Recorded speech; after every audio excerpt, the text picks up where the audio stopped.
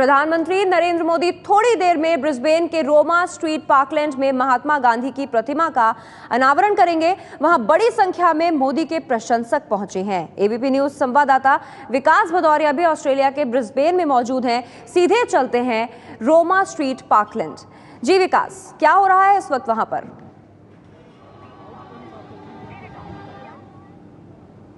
देखिए, मेरे पीछे जो आप मंच देख रहे हैं, ये वो मंच है जहां से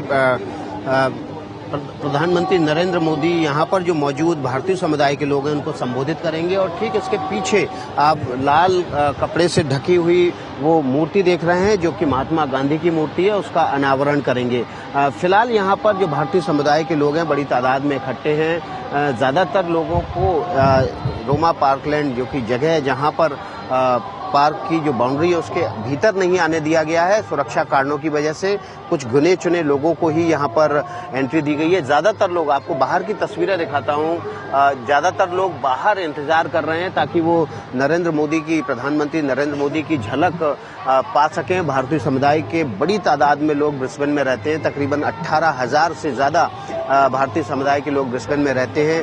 अपने माँ बाप और बच्चों के साथ यहाँ पर कई परिवार पहुंचे हुए हैं।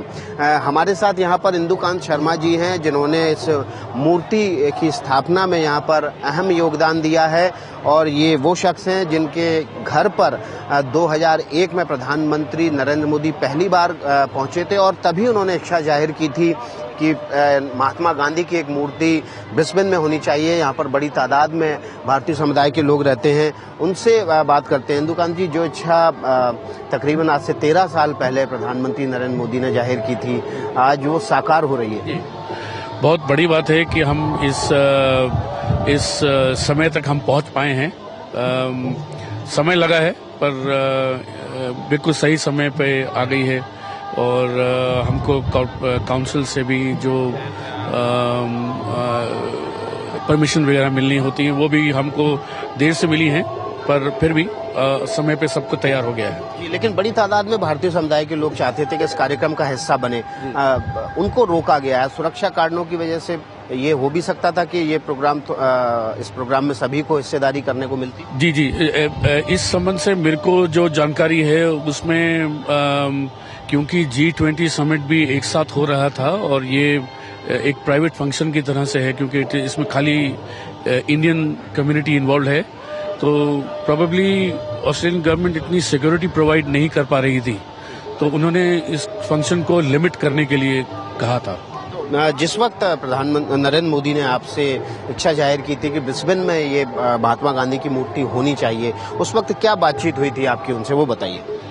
उस वक्त उन्होंने जिक्र किया था कि यहाँ पे कुछ ऐसा कुछ हो जिससे कि गांधी जी का हम कोई स्मारक स्थापित कर सकें, जिसमें अगर कोई रोड उनके नाम हो सके या कोई मेमोरियल कोई उनके नाम हम कर सकें। उस वक्त तो उन्होंने जो कहा तो मतलब इतना कोई आइडिया नहीं था कि हम क्या कुछ कर पाएंगे इसके संबंध से।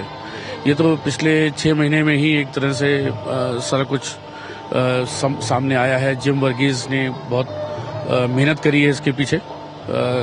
काउंसिल से परमिशन लेने के लिए एक स्प्रिंगफील्ड में एक पुल है जो कि गांधी जी के नाम होगा अगले साल जनवरी में, तो उसके संबंध से फिर उन्होंने इसके लिए हाँ करी। जी, आपको लग रहा है कि अमेरिका के बाद अब ऑस्ट्रेलिया में अभी प्रधानमंत्री नरेंद्र मोदी का और भारत का डंका बज रहा है, वो समय आ गया है अब? जी, बिल्कुल, इसमें कोई दो राय वाली बात नहीं है।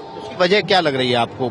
इससे पहले भी भारतीय समुदाय ऑस्ट्रेलिया में रहता था, लेकिन अब क्या वजह है कि भारत का डंका यहाँ बजने लगा है? देखिए, एक आदमी की जो एक उनकी क्लीन इमेज बहुत बड़ी चीज है। मेरे ख्याल से आज से हम 6 महीने पहले कहीं पे जाते थे तो लोग बोलते थे अरे यार आप करप्शन में लिप्त एक चीज में आप एक देश से हैं, और आज वही लोग जो हैं आपको they look at you with respect कि आप वो बहुत बड़ी चीज है हमारे लिए।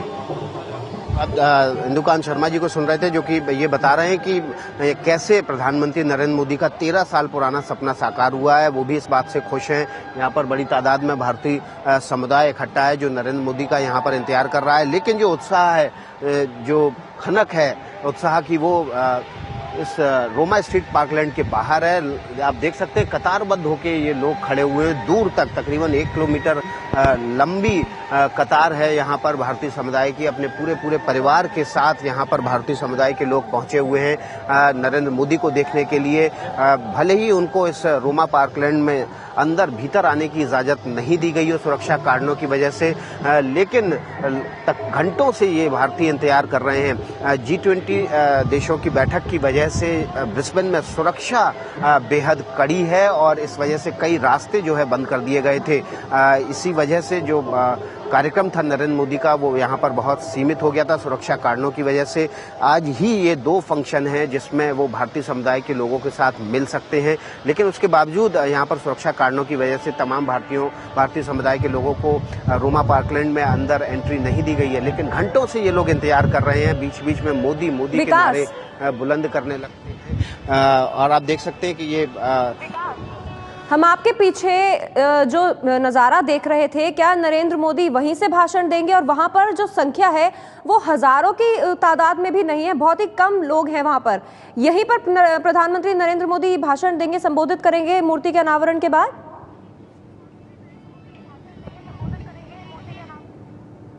जी हाँ, बिल्कुल यहीं पर नरेंद्र मोदी भाषण देंगे, भारतीय समुदाय के लोगों को संबोधित करेंगे। इसके बाद एक कार्यक्रम और है भारतीय समुदाय का टाउन हॉल में। उस कार्यक्रम में भी भारतीय समुदाय के लोगों की हिस्सेदारी है, जिसको क्वींसलैंड के जो प्रीमियर हैं वो उन्होंने उस कार्यक्रम की रूपरेखा तैयार की है। लेकिन वहाँ पर बहुत बड़ी तादाद में भारतीय समुदाय के लोग जमा हैं। हालांकि यहाँ पर भी बड़े तादाद में भारतीय समुदाय के लोग जमा हैं। आप देख सकते हैं कि बीच बीच में जब भी कोई काफिला गुजरता है यहाँ पर तब लोग यहाँ उत्साहित हो जाते हैं और नारेबाजी करने लगते हैं, मोदी के नारे लगा देते हैं, लगाना शुरू कर देते हैं। इन सभी को एंट्री नहीं मिली है।